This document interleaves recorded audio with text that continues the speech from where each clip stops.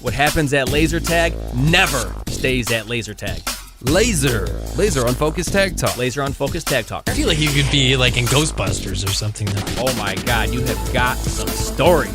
Let's talk about laser tag. Who knew you were a laser tag legend? Time to get laser unfocused. Tag Talk with Tivia. Welcome to Laser Unfocused Tag Talk. Hi, I'm Tivia. With Amusement Expo International right around the corner, this week on the podcast, we're getting ready with a throwback to some laser tag education from last year's laser tag convention in Las Vegas. At the end, you can find out more about the Laser Tag Operator Perspectives panel that I'll be moderating during this year's Amusement Expo International. And in honor of the 40th anniversary of laser tag coming up, we'll have a bonus podcast episode planned for next week. Enjoy hearing about how exceptional arenas make a lasting impression. And thank you everybody for being here. I want to welcome you and I want to wish you a happy International Laser Tag Day. I hope I'm not the first to have said that today, but it is. My name is Laurie Britton, also known as Tivia. So the blog that I write is a website called TiviaChickLovesLaserTag.com, and I also host a podcast called Laser Unfocused Tag Talk. Now, today we're going to have some discussion about laser tag arenas and what makes them memorable. And I'm here to talk with you about what it is that sets an arena apart as being exceptional, explore some opinions about arenas from an online survey of laser tag players, and I'm going to show you some of these concepts illustrated with images of award-winning and specially recognized arenas from across the country, and we'll be discussing what makes them stand out as impressive and unique. And my hope is that this discussion is going to just give you some ideas and some inspiration about what kinds of things you can incorporate to help make your arena the best that it can be. Now, my opinions personally are shaped from having played in literally hundreds of laser tag arenas. It was only 3 days ago that I played my 500th arena in Kenner, Louisiana, but I have played arenas in all 50 states. I am a laser tag enthusiast. What sets me a little bit apart from some of the people who might be offering opinions is that I am not employed in any way in the laser tag industry. So that gives me a slightly different perspective because I'm a little bit more representative perhaps of your customers. And so I came here today wanting to be a voice for the laser tag player community, and they might be your potential customers, and they might be people who see your business from a completely different vantage point. So I'm appreciative that some of them have shared their thoughts with me to pass along to you as well, and so I'll be sharing some thoughts from players as well. Now, last year, I posted a survey on my website, and I invited laser tag players to give me their thoughts and opinions so that I wouldn't just be speaking for myself, but that I would also be able to kind of pass on those thoughts from people who care about finding high-quality laser tag experiences. And in 2020, I hosted a top 10 arena contest on the TiviaChickLovesLaserTag.com website where selected arenas were recognized, and then the public was invited to vote on those arenas. So we're going to be looking at some arenas that are top tier, not just by my own personal estimation, but from the results determined by those public ballots as well. And admittedly, I will say that this is a very subjective topic. So there are no absolutes to everything that I'm going to say. However, what I found is that there really are a few things that some people can pretty much commonly agree affect the kind of impact that your arena will have on your customers' first and overall impression. So those are the things that I'm hoping to discuss with you today. I'll start by talking about the survey. Now, in the survey that I posted, I got a variety of comments, but when I asked people what makes an arena really impressive, there were 3 things that were among the top responses, and those things are an interesting, fun-to-play maze, a unique theme, and lighting. So I'd like to start by talking a little bit about each of those elements. So let's talk first about an interesting maze. Now, a maze can be interesting for many reasons, some good, some bad, but the big question is it fun to play? So some things that got the thumbs up in the survey about what makes a maze a quality experience. One is when there are multiple routes to get from point A to point B with no dead ends or long corridors without exit points. Players really want to see something that is a fair and balanced arena, if not an altogether symmetrical design. And multi-levels are very popular as long as they offer an equal advantage. Flipping that script though, what makes an arena map play poorly? Thumbs down answers included if there's too much open space, unbalanced size, or overpowered areas. Like, for example, the top floor should not be too powerful. Players should not find themselves in a situation where they're essentially shooting fish in a barrel just because they got to the top floor first.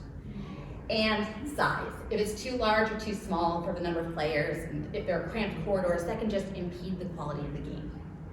So I thought we could take a look at a couple of interesting examples of maps that are very different from one another, but kind of illustrate those points. Now, the granddaddy of all laser tag is Photon. And Photon alpha fields generally check off all the right boxes here. They have plenty of routes for maneuvering through the arena.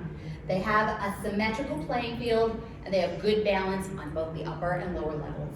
So in short, these arenas just really play well. George Carter knew what he was doing back in 1984 when he spent a lot of time really working to make sure that these arenas worked. And for those who don't know why today is International Laser Tag Day, this is the 39th anniversary, the day of the opening of the first laser tag commercial attraction arena, which was Photon in Dallas, Texas in 1984. So just kind of a throwback and a nod to George, because he also really cared about making sure that Photon was an immersive experience. And if there is one thing that I can stress to you, and we'll talk more about this when I get to theme, the thing I want to impart is that laser tag should be immersive. Here's a very different map. This is one that is a personal favorite of mine. This is a map of the Fun Junction, formerly of DeWitt, New York, which was the very first laser tag arena that I ever played and where I used to play most often. And you'll notice that it is not symmetrical. However, I feel that it is very well balanced. Now, the upper level is not just one solid floor. It's actually something that is made by smaller platforms that are accessible by ramps instead of having an entire second floor. And there's a really good use of the space across the bottom level and a creative use of the space on the top. The bases are also very well balanced as far as the corner points that they're in. So even though there's no symmetry here, there is a good balance and it just played very well. I'm also just going to take note here that varying heights for walls or the location for cutouts, those are the kinds of things that also will come into play as you're thinking about arena design, because they help to achieve balance in a fun arena space as much as anything else and should be given some equal consideration. Which leads me to this. This is our third example, and I thought we'd take a look at a very different style of arena. This is Laser Tag Adventure Center in Austin, Texas. And they have a really interesting approach. It's a hex arena with many levels built in at varying heights. And what this does, you'll notice these colors here, those represent all the different heights of different platforms that you're looking at. And so much variety there, that really alleviates the issue of the whole second level advantage, because there are so many different locations where players can do well, and it's not just playing out on a flat upper level. So I can attest to the fact that each one of these arena styles is simply a lot of fun to play, while it incorporates a completely different style for the floor plan. And I want to give you these as just a couple of different examples of different approaches that you can use. There is no substitute, though, for first-hand experience. So if you really want to know what plays well, I would encourage you to go out and play laser tag in as many different arenas as possible. And this is probably the best way to figure out what works. Remember, however, though, that the maze is the backbone of your arena, and it has to play well and be a good, fun experience before anything else that I'm about to say matters. But what we're going to move on to is the fun stuff regarding the theming. Now, let's discuss theme. There are many ways that themes can be successfully incorporated, and they include the storyline, interactive props, memorable visuals, statement structures, color scheme, and of course, what I feel is the most important is the overall immersive feeling. When I asked the survey respondents about the theme, they shared some things that they like, and the survey says thumbs up to props that immerse you and evoke an emotional response, which can be the difference in making it a memorable experience. Distinctive and unique props can be helpful with naming parts of the arena, which is great if you have competitive players. That's always very useful. Towers and statement structures that are big and massive, they really help to build a feeling of awe. And I just want to reinforce again, laser tag should be immersive. So as for what got the thumbs down from the players were less enthralled with random, disconnected pop culture elements that are a little less impressive than maintaining a consistent theme throughout. So for example, as cute as Alvin and the Chipmunks are, maybe they don't belong in your space-themed arena. Sometimes props can come off as looking a little bit cheap and kind of like a haunted house. That's a trap you don't want to fall into. So just think about the quality of what people are going to see. Decor, of course, means very little if the arena isn't already a fun maze to play, so remember to build a strong backbone first. And bear in mind that when sites put very little effort into theming, the game in and of itself may not change, but it just might create the perception that it's a little bit less exciting. So all that said, I thought we could look at some well-executed examples of some different styles and themes. And I saw an excellent execution of a storyline theme at an arena called Celebrity Lanes in Centennial, Colorado. And so you can kind of tell from the name Celebrity Lanes, they want you to feel like a celebrity when you walk in. And so that starts from before you get anywhere. This is right out in their hallway where they have a "You Are the Celebrity" vibe, and there's a director's chair at the entrance, and we learn from the sign what your experience is going to be all about. And let's remember that laser tag is an experience, not just a game. So when you check out the sign, it reads, "You have been cast in a starring role in the upcoming summer blockbuster, The Arachnobots Invasion." And you join the director on set for your starring moment as you attempt to save the world from the spider droids that are raining from the sky and wreaking havoc on Beverly Hills. So already from that description, I want to see what's behind the door, don't you? So when you open the door, you enter a dressing room, AKA the vesting room, with mirror stations, and you can see above there are some wigs, and it's kind of like you're going to get hair and makeup done and costuming, which in fact, in a way, you kind of are, because this is where you put the vest and the pack on. So you find yourself with the wall of vesting racks, you put on the pack, and then your game experience starts when you walk through the door that's labeled soundstage, and that door is taking you to the experience where it's onto the soundstage, AKA the arena, which is impressively theatrical, and you feel like you've walked onto a movie set. Let me prove it. Does that not look like a movie set? This is a totally immersive atmosphere that incorporates the whole story that we just learned about. So you get to see the giant arachnobots on the roof and hanging from the ceiling. Those blue things are the spidery bots. And in this arena, there are lots of rooms that are individually decorated throughout 3 floors. Now, the storyline is what ties this whole environment together, and it includes some interactive props. Now, what I really like here is you'll see over in the far one that there are some small spiders that are placed right next to targets. If you look very closely, you will see the game targets next to those spiders. So when you aim for the spiders, you're hitting the target, so it becomes a very interactive kind of experience. And I just loved that as a prop. And not just because I'm not wild about spiders. This is switching gears completely. This is another great storyline experience, and this one is one I recently visited at Big Cedar Lodge in Ridgedale, Missouri, which is just outside of Branson. And they also had an excellent storyline from start to finish. Now, when you enter the briefing room, the first place you find yourself is in front of this big fireplace here, and it's a warm and cozy feeling right from the get-go. So you walk in, you feel like you're in a lodge. And on that monitor above the fireplace, a briefing video shows, and it prepares you for the adventure ahead. They customized the briefing to match what they wanted to get across. And the briefing talks about a big game wilderness experience, which you're going to find inside the arena, which feels incredibly lifelike. They have very realistic big game animal props like deer and black bear, and they're looking down at you from above during the game. But here is where you become part of the story. The theme continues to carry forward with custom themed targets and interactive props. And there's a voice that will periodically come over the loudspeaker, and it announces a certain big game animal is ready for the hunt. So when that happens, the lights come on that particular animal. And they have these micro targets that are included.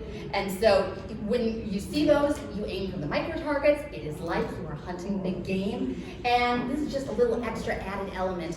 You're still, of course, going to be tagging the other players as you always would and you'd expect to, but it's a little something extra to make the player feel like they're really engaged in a big game wilderness experience.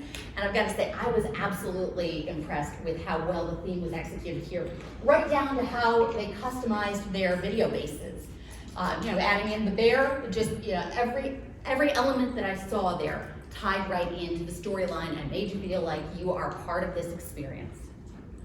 So, looking at a couple of those from a storyline standpoint, now this kind of leads me right into interactive props. And so I thought we'd look at a few more. And props can be a really good focal point for an in-game challenge. Like, for example, over here we have these snake eggs that are guarded by a living arena angry mama at Wonderland in Gresham, Oregon, where you're targeting, the targets are buried inside those eggs. And so again, you're adding something extra to your game experience. Or on the other side, the propeller of this helicopter also has targets all around it, and that's located at Fast Lanes of Lowell, Arkansas. Projection walls are something that were addressed earlier in this morning's presentation, and I feel like they go right along with the idea of interactive targets. Projection walls can be interactive with the game and add a little something extra and eye-catching, and this one that you're looking at is from the Mark in Elkhorn, Nebraska. And what you can see is that the walls themselves are typically just white walls, and the image is being projected right onto the wall, which means that it has the potential to change mid-game. And during Lathan's presentation, we saw what happens when you deactivate that wall. He had a video of the image just exploding all around you. So, I mean, if you trigger something and it causes an effect to happen, that can be really powerful. And what's also kind of cool about this is the potential that you potentially could have an arena change its theme like every day of the week. I mean, that might be expensive and prohibitive at some point, but the potential for that to happen is there because you've got different themes that could happen. And so I personally just love when animation or video is utilized, and the walls are really just the beginning of those possibilities. In some cases, the projections themselves can be part of the objective by drawing your eye to the target with an animation and having a sensor strategically placed on the wall within it. And here are a couple of examples. The ones with the animated dinosaurs, those were moving animations, and those were from Fun Zones in Redford Township, Michigan. And then here we have a dragon, and we have a miner in motion, and if you look closely, you will see where the targets actually are. So the animation draws your eye to where you need to be focused, and then when you tag it, you're going to hit your target. And that's just one more way that you can make a statement on or around your walls while engaging the player. Statement structures are another way that you can do something that's really eye-catching. It's impressive in size and memorable, whether it's something as iconic as the Photon Tower, which any former Photon warriors, that's something that a lot of older school laser tag players will immediately recognize. That Photon Tower, by the way, was from Laser Tag and Games in Metairie, Louisiana. Or the 3-story embassy that's built here to showcase the incredible height of this arena. That is a full 3 stories up, which you can see from the perspective of me standing at the bottom. And that incredible height shows the arena at Modern Mission in Fayetteville, Arkansas. Or something along the lines of the Statue of Liberty that stands a couple of levels tall. That's from Apex Entertainment in Syracuse, New York.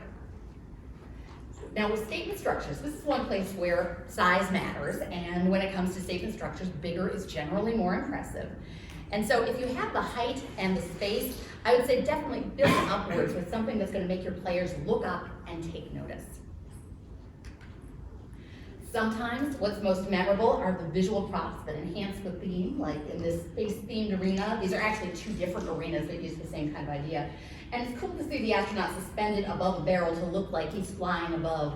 These are just things that really set the stage, and I was impressed with both of these, the way they incorporated that.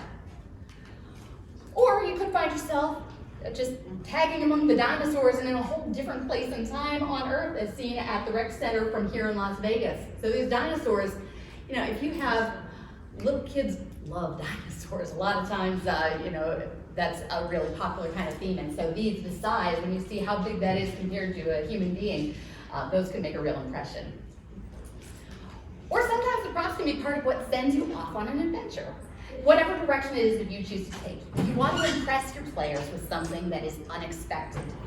And for me, one of the most unexpected props I've come across would be a giant spider. And I'm not kidding you when I tell you, that prop absolutely does make you jump when you notice it.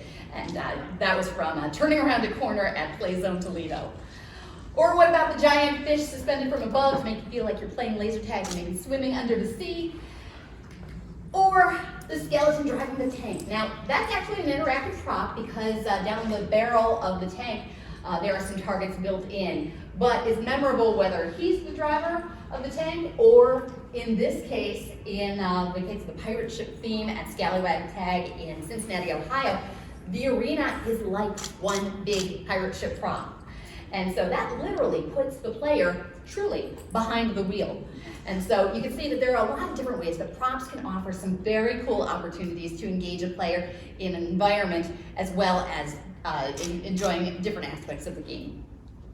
Now, some visuals stand alone and some visuals are memorable because the theme is incorporated everywhere you look, like here at Laserland in West Covina, California, where you see the lava starts with realistic fire artwork all around the walls, and then it continues going on with this awesome volcano prop that you see us gathered around. And what was most memorable to me here is this custom printed carpet. Now that carpet was a big wow moment for me. So everywhere you look, you are surrounded by environment there. And I thought that this one was another one where the visuals really made you take notice. Another fully immersive arena at Scene 75 in Dayton, Ohio has a fire and ice theme where the space is split evenly, separating two clearly distinctive sides of one arena. And what I love here is how even the base housing becomes an ice cube of sorts. So there's a lot of cool stuff that can be incorporated from not just the theming on the walls to the structures and everything that you've got going on. But whatever your theme is, commit to it. Create that feeling of immersion. And here are two examples that encourage you to feel like you're really in the setting that they have created. On the far side, in this castle at Lost Worlds Myth and Magic, you're actually tagging between the towers of stone walls and avoiding the dragons there. Or you might find some pizza left behind by a teenage turtle or two in this other arena. And there they had a pizza shop design for the base housing. So lots of different ways that those are incorporated, and in every case, you want to make your players feel like they are part of something more than just the game. Which brings us to that third key element that I addressed, and that's lighting, which is a bit harder to show, but it is incredibly important. And sometimes it can even be a factor in safety too. Survey respondents liked a few things in particular: lighting effects that coordinate with or react to events in the game, lighting that changes in sync with the music, lighting that indicates which team is winning, and DMX lighting and black lights are popular favorites. Now, as for the thumbs down, opinions include strobes or too many laser lights, that can be distracting. If the lighting is too bright or too dark, you want to find a happy medium, and I would suggest erring on the side of brighter. One, especially if you have a lot of younger kids, brighter will go over better than darker, which could sometimes be scary to a younger set. But also, the more important factor, I think, is that I have played arenas, but it felt so dark that sometimes it felt almost dangerous to me. And it slows the game down significantly if you have to be stepping cautiously because it's too dark. So make sure that everything is bright enough that you can see your way around and that is comfortable for all your players. On the other hand, too much lighting activity feels like you're in a dance club, and that can detract instead of enhancing. So those are the players' thoughts and opinions shared about lighting. I've seen lots of approaches to lighting, both for atmosphere and as added special touches. And one arena that I visited was a Levy Entertainment in Aberdeen, South Dakota, and they are proud to feature 36,000 LED bulbs in use, as you can see, lining the doorways and ramps. And I will say, my 500th arena, I got a preview game of an arena that's about to open with somewhere between 50 to 60,000 LED bulbs that were embedded behind some thick translucent plastic, and that made a really stunning effect also. Now, here's an example of how lights can take some basic barrels from boring to brilliant, and how lights as part of a structure create a specific mood just as soon as you enter the arena. So clearly there are a lot of different ways that you can use lighting to create and enhance your atmosphere. And in the case of Big, an arena opening in Ypsilanti, Michigan, lighting is used to draw the eye up and into the arena from the moment that you walk through the door. Now, the second floor arena, just for perspective, you see where I am and you see where the laser tag sign is? That's up on the second floor, and they have full window walls so that the players during their game can look out over the rest of the facility. But more importantly, the lights can be seen from the lower level from the outside, and you can get a peek into the activity inside that arena. And lights are deliberately visible from the outside so they catch your attention from the instant that you walk in the door. So they're easily seen from that lower level. They draw your eye right up to that laser tag sign and intrigue you because you can see the players moving around up there. Some opinions that laser tag players have shared about lighting, I'll go over, include some say that it may have the greatest impact on average customer experience. DMX lighting that changes colors throughout the game or intensity by far have more impact than, for example, just disco balls or laser effects. If you imagine watching a play or a concert with fluorescent work lights, that's what some arenas offer to you, and it's not a whole lot better when all they do is choose plain black floodlights that aren't a whole lot better. In order to impress, lighting should be dynamic. Lighting that can show which team is winning or pulses as the game ebbs and flows along with the music, that's also something they found impressive. And DMX lighting that is in time with in-game effects, those are really cool also. A couple of examples of that. Here are two examples of lighting effects being incorporated into the game as bases are being tagged. Now at Qzar Toledo, ramps that indicate which base is under attack light up in real time. So what you're seeing there is the progression, and the same thing in Avon, Indiana, lights in sync with the base can show the progression of tags as they're happening. As the soundtrack announces, base under attack, the first effect happens. Second time, base under attack, the second light goes on. Third time, base destroyed, and then all three of the lights, or whatever the final effect is, grabs your attention, so everybody knows what has happened, and can also easily tell which team did it.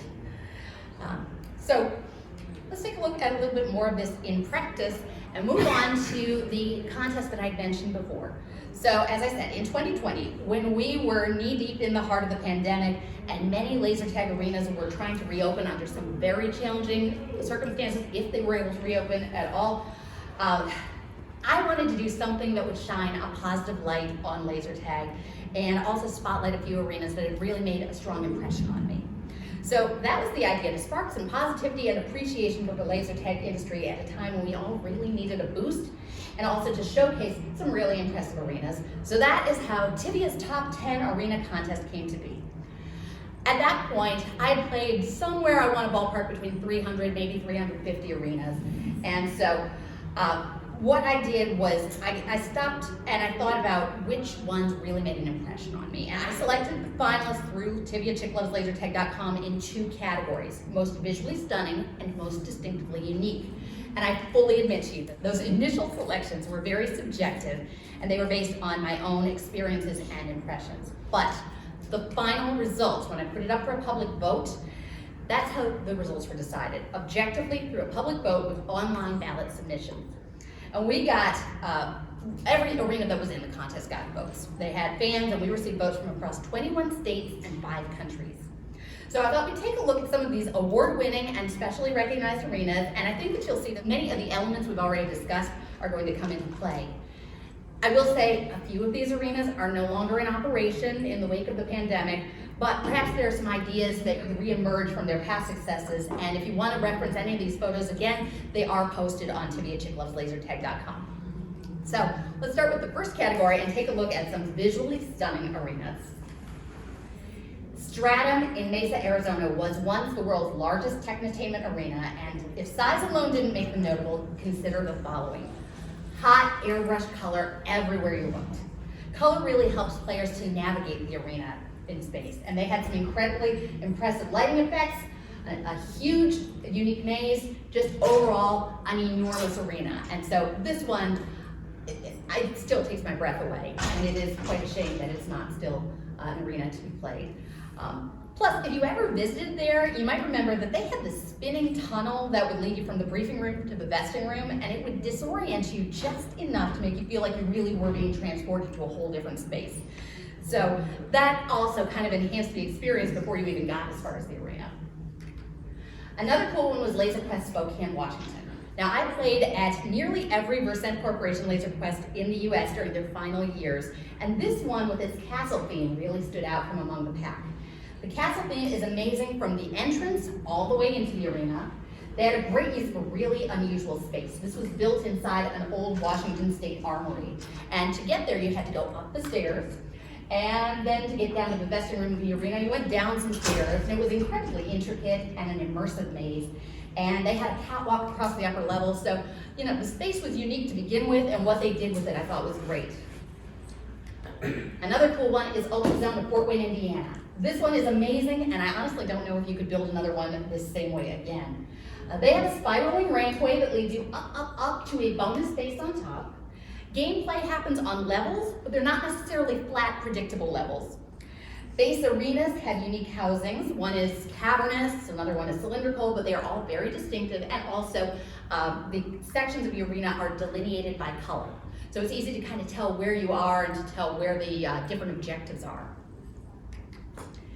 This is Lasertron of Rochester, New York. Now, in my opinion, this is Lasertron's showpiece arena, and their proprietary arena design is clearly identifiable as Lasertron. Here they have some really vivid lighting design, and it's definitely easily identifiable as part of their brand. Structures are very impressive, but they're also functional to the game, and lighting changes play a significant role in enhancing the game as well. And I remember having an experience here where I walked into this arena during an Armageddon laser tag tournament, and I was walking in alongside a player from Europe. And she had played in a lot of arenas herself, but she had never seen one like this. And I remember the moment she walked in and her jaw just dropped. And whatever arena theme, whatever it is, that's the kind of impression you want your arena to leave on your people. I definitely felt that way here at Laser Tag of Metairie, Louisiana, which was the last of the last actively used photon-style fields.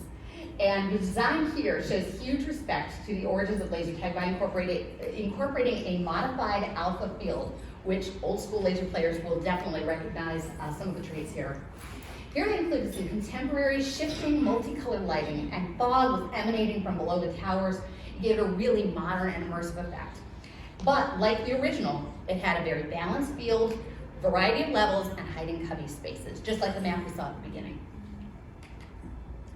This one is Ultrazone of Sherman Oaks, California. And oh my goodness, the structures going on with this one. Amazing, unique structures, and not just your typical walls. Here they have color and stylistic base housing. You can see some of the different things that are going on in each base location. And that clearly identifies the locations for accomplishing some of your goals within the game. The maze is unusual, it's quite interesting, and there's a lot of little hiding nooks, so you never quite know where the tag is coming from at this site. A lot to love here at Loveland Laser Tag in Loveland, Colorado. This one has an excellent Egyptian theme. You'll take note, as most people do, of that memorable Pharaoh's head prop, which is also one of several easily referenced location points in the arena. They have 3 levels of very solid structure. Gameplay is fairly evenly distributed among the levels, and there's multiple access routes to every point. So this is a pretty good one and definitely a unique build. QSAR Toledo was the winner of the most visually stunning arena category, and here it incorporates inspiration from iconic sources, but it does so in a fresh contemporary design. So you'll notice the trapezoidal base entrances here pay homage to the original Photon. But lighting is the real story here, because if you walked in and you saw this under regular white lights, these walls, believe it or not, are pastel. But they just pop under these lights. You can tell there's some lighting patterns that are going on here, and they're very cool for show, but they're also incorporated into the game. And color changes on ramps to show which team is currently deactivating a base. Lights change to indicate which team is ahead. We just saw that in the pictures of those ramps. And the finished trim and the shaped wall edges really show attention to detail in this arena. Let's move on to Wonderland in Gresham, Oregon. They have executed the Western theme better than I think I've seen anywhere else. And I do see the Western theme periodically, but they have a surprise use of some memorable props like mannequin miners watching you from above. I love the interactive snake prop we saw earlier, guarding her eggs, and how it really brings the living arena component to life. And it's incredibly memorable, it makes a big impression, but my big takeaway from this one is rustic does not necessarily mean boring. Here, there's a lot of color, a lot of pop to this arena. So they did that well. Laser Dome in Manheim, Pennsylvania has a build that's unlike many that I've seen. Talk about an interesting maze. You can see how the ramps lead upward from several directions. It creates levels in some really unique ways. There's this wall of code, and oh my gosh, it is so immersive an element because of its size. It really makes you feel small in kind of an Alice in Wonderland sort of way, which makes it a very different kind of experience, and it is vibrant. All about the brilliant color theming here, from the wall art to the detailed edging that you'll see on the bridge. And those right there were Tivia's top 10 most visually stunning arenas. Now we have a different category also, the arena of most distinctively unique. The aesthetics had to be part of it, but there also had to be something that made that arena really different. So in that category, let's start with the Edge 618 in Belleville, Illinois. I am not certain of this, somebody can fact check me on this. This might be the largest arena in the country right now. At one point, they were kind of neck and neck with Stratum, but regardless, it is a massive size arena. It feels like you're trekking through several scenic locations, and there's sort of trees and Atlantis and patchwork stone sections all inside the same arena. They've got a lot of memorable props, and a shift in decor along the way gives players very clear reference points throughout the game. One that's local, Flippin' Out Extreme just up the road here in Henderson, Nevada is unique, even though they do have two very similar locations. In their places, their arenas have stairs upon stairs upon stairs, and platforms upon platforms, all at varying heights. And they have two very similarly styled locations, as I say, but this one got the nomination because of the sleeker look of the metal finish. Between the two, though, so many levels. One time I counted up to 7, and there are catwalks and balcony-style pathways going on throughout, and you'll notice some black and yellow panels add a little bit of a cautionary tone to just enhance that solid warehouse theme that they have going on. I'm going to tell you, honestly, I am not a big fan of stairs in any laser tag arena, but this one definitely earned its place for being among the most distinctively unique. This Laser Trooper Topeka, Kansas. Brilliant simplicity going on at this one. The brilliant simplicity of transforming a mall space with movable coroplast walls. Now, if anybody's had this experience, setting up in a mall is not always a permanent situation, as unfortunately they experienced firsthand. So I thought they did a really great job with finding a creative way to adapt. This arena maze can change between games, and that is the biggest reason that this one made my list. I played in a tournament at this site, and they changed the maze on the fly in between tournament rounds. And even with mobile or changeable arenas like Laser Storm, I've never seen that done before or since midway through an event like that. Now, lighting basically is the arena theme here. They do have some simple raised platforms that are enhanced by edge lighting, and it's subtle, but it's a very cool look. And then the lighting that moves and changes throughout the game. Whatever you think of the lack of physical structure, the flexibility in changing the flow of this arena is what I consider to be a pretty original approach. This one is iCombat, Waukesha, Wisconsin, and talk about immersive. They had a Hollywood-style design for a completely immersive experience. And here, you find yourself either dropped into a battle-ravaged town if you choose to suspend your disbelief, or a detail-rich theatrical setting if you don't. The realism comes from the details. Like you'll notice that there are some clothes hanging from the line, or the accents around the fountain. This fountain here, it's an excellent centerpiece prop, and it was great for photo ops. So something you might think about is when you've got groups coming through, they'd all love to get a picture. So maybe you've got something interesting like that that's appropriate for them to stand around so that you've got some very cool visuals in the background. This is Bolero Lane's Fun Center with Zap Zone in Battle Creek, Michigan. A very complex and interesting map, definitely not always easy routes, but it compensates with sight lines from unexpected angles and locations throughout and across. It's really something that I would consider almost two separate halves of the single arena, but it was breathtaking with a simple theme. They had pretty much white walls with neon geometric accents, but also included some amazing statement structures like that Eiffel Tower that went straight up the center, and they also had some smaller ones on the ground level. Similar in terms of having separate parts of the upper level, this is Arena 51 in Middleburg Heights, Ohio. And this is one that comes up in conversation with players quite a bit, actually. It's a completely unique arena design. It includes two distinctly separate upper levels, a lower level foyer, and catacombs. And they take the artistic Egyptian elements that are, Egyptian themes are something you see a lot, but they stylized it differently than how it's normally done, and that made it set apart. And the maze is really memorable just because it's simply so unusual. Another one I really liked was Demolition Ball Adrenaline Zone in St. Charles, Missouri. A completely original theme going on here of an abandoned nuclear power plant. Now, this one had a great storyline theme also, like some that we looked at in the beginning. The storyline begins in the briefing room, where they had an exceptionally well-done briefing video. In fact, I believe it won an ILTA honor back in the day. And it's shown on a monitor screen that's operated by a mannequin and tells the story of what you're going to be experiencing. Some notable elements include that inside the arena, a mannequin gets electrocuted periodically throughout the game. Tell me that's not going to make an impression. Here we've got Adventure Family Fun Center in Queensbury, New York, and this arena plays on 3 levels with several distinct rooms within it. What I liked about this arena is they have a relatively small floor print as far as the footprint space that they've got, so they used height to their advantage and they built it up vertically. The center level is just visually cool from any angle of the arena. If you are on the bottom floor and you're looking up at it, it really looks like it's a floating structure. It's not, I assure you, but it looks like that. But if you're looking down at it from the top, it's like looking into a computer room on the Enterprise. So I thought they did a really good job with this. Battle Blast Laser Tag right here in Las Vegas, Nevada. Lots of space, and I would say the arena itself is what I would call a statement structure in this case. There's an incredibly creative use of rooms with various themes, from a museum to a library. They have books on the shelves, and you're tagging around all these elements. One comment that I have heard, and I'm going to quote this directly from the survey. As a parent, I want to be able to see my kids in the arena.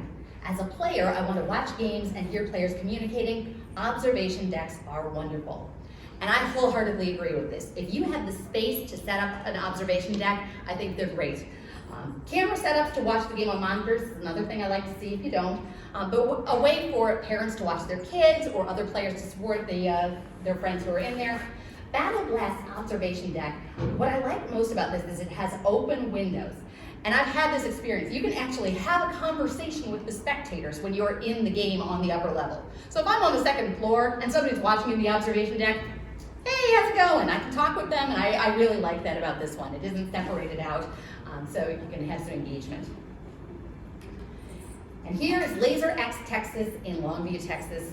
This arena has prizes incorporated at every turn with animatronics and alien effects. It has a metal construction, which gave it a really unique design. A double level, not exactly what I would call balanced, but it is fun to play, and the uniqueness of the system compensates for a lot because, believe it or not, they are still operating with Intersphere after more than 20 years. So those were the top 10 distinctively unique arenas. If you want to build or redesign an arena, the sky truly is the limit. And I hope that taking some of these thoughts into consideration when you talk with a designer can help you to get more of what you really want right out of the gate. I know that there are a lot of great companies that specialize in this, and you'll be able to talk with them tomorrow at the trade show. So I hope this, kind of gives you some food for thought. But we all know that right now people are being particularly careful with their economic choices. So what if for the moment you just want to do something on a smaller scale to revitalize an existing arena, but maybe a complete rebuild or a massive change is off the table? Well, I've got some incredibly inexpensive but cool effects that you might be able to incorporate into your existing theme to kind of carry you over. And I'm definitely a DIY girl, so that's why this one spoke to me. Last year, I visited one arena in California where a new owner had just taken over in the middle of the pandemic, and he was doing everything on an admittedly shoestring budget, but he was making the most of what he had. So what he did was he painted his walls completely black, and then he created all of these geometric shapes on the walls with nothing but neon fluorescent tape. And then you let the black lights do the work. So I think this looks incredibly cool. I think it has a really 90s kind of effect, but definitely something that catches your eye from any era. And another one that I liked is Putt & Stuff in Orville, Ohio. And here they have a mega base, and it was always surrounded by these permanent lasers no matter what was happening in the game. And the reason is because those are not lasers. Those are strings covered in fluorescent paint to guide you to the center base. And again, the black lights are doing the work. So there's lots of little things like that that can make a really impressive visual touch without having to break the bank to do it. And also, if you want to incorporate some artistic talent, you never know when a local artist may want to literally put their tag on your space and have some ideas that nobody has ever seen before. To that end, let's take a minute to talk about the exterior of your building as well. Now, talk about putting a tag on your space. I spent about 10 minutes gawking at stunning artwork outside Ultrazone Extreme Laser Tag in Myrtle Beach, South Carolina, before I even went inside. Look at those murals. I mean, whoever did the artwork here, top notch.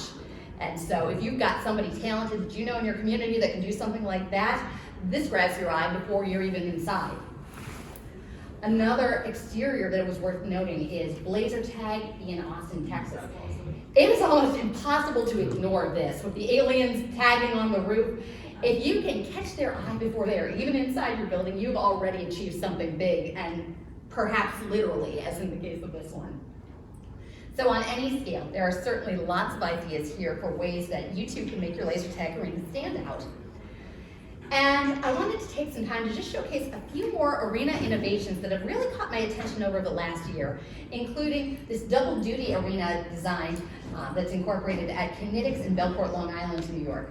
Now here, the operator can open or close doors within the arena floor plan, which allows there to be either 2 separate games happening at once, or he can open it up for one big game and you don't notice when the doors are missing or they're there. They just blend so seamlessly in. So talk about maximizing your throughput with a little ingenuity here. And also, the owner told me a really great story about this. He had a game, or a party experience rather, where he had 2 twins. And the mom didn't want to throw 2 parties, but each twin wanted their own experience. It was perfect. Each twin got an arena. Happy birthday. Now, sometimes the bones of your arena are solid, but to freshen it up, it just needs a little bit of a facelift.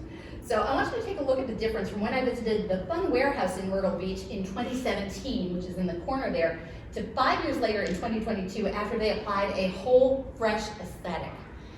And it just made such a big difference. So much brighter, so much more vivid, very cool. Now, to the best of my memory, this is the first time I experienced complete sensory immersion using my sense of smell. And this was at TAC Ops in Fairfield, New Jersey, where they had lots of themed rooms in a tactical arena. And one of them looks like a bar, an abandoned bar in one area, and then another looks like a barber shop. What was really cool here is inside the room that looks like a bar, they pumped in the fragrance of stale beer. And in the barber shop, they pumped in the fragrance of shaving foam. And that was the first time I had ever experienced that until about 2 days ago when I visited Battle Blast, and they are now pumping in the scent of cotton candy. So there are a lot of sensory ways that you can make a memorable experience, and those just went right along with the theme. So many different ways to make it memorable. And we've covered quite a few ways that you can make your laser tag arena stand out aesthetically. But I would like to take just a moment to offer you a thought about how to make your arena stand out in one other way, and that's by using it to make a positive difference in support of a great cause. So I want to take just a moment to talk to you about Tivia Chick's Tag for a Cause Laser Tag 5K Challenge and invite you to be involved with it either now or at some point in the future. As Eric mentioned, I was offered the opportunity to be on the news yesterday morning, laser tagging at 5 in the morning, to promote the fact that we're going to be having an event out at Battle Blast, and I'll tell you about that. Tag for a Cause is my personal pet project to tie together fun, fitness, and fundraising around laser tag. Each quarter, I select a charitable cause and I encourage laser tag players to support it in 3 steps. Step 1, donate to the cause. Step 2, pledge to laser tag 5 kilometers, either on your own, at any arena, or by coming out to an event night. And as thanks, I provide you with a resin medal to say thank you for making the donation to the cause. Now, this quarter, the challenge benefits the Longest Day in support of the Alzheimer's Association, and I am delighted to say that tomorrow evening from 7 to 9 at Battle Blast right here in Las Vegas, I will have a Tag for a Cause event going on. I'll have a table set up. There will be medals on the spot for anyone who donates, and we'll have a high score trophy challenge for the participants. And so if you're looking for something fun to do, 7 to 9, help out a great cause, come have some fun with us. So far, this effort has helped raise money in support of 9 different causes. And as I continue my, oops, I did it again, second time around the laser tagging 50 states, I was delighted when I became the first person who would ever play laser tag in all 50 states, but I want to be the first person to do it twice. So as I'm doing that, I will be looking to host in-person events with Tag for a Cause, partnering with laser tag arenas in all parts of the country. So if you would like more information or to discuss the possibility of bringing Tag for a Cause to your arena, I'm going to just direct you to my website. I'm also going to be giving you some silicone bracelets so that you will have the website with you. It's TiviaChickLovesLaserTag.com. So you'll find that stamped on the bracelets. And as you can see, your arena can have a really big impact in many ways, from the moment that your customers enter until they come back for their next visit. I want to thank you again for joining me, and I hope that I've been able to offer you some new insights on how arenas can make a lasting positive impression on your customers, and that these examples may have provided you with some ideas and some inspiration on ways that you can make your arena the best that it can be. And right now, I'm going to come around with party favors, so that you can feel free to reach out to me if you have any questions or thoughts. Thank you so much.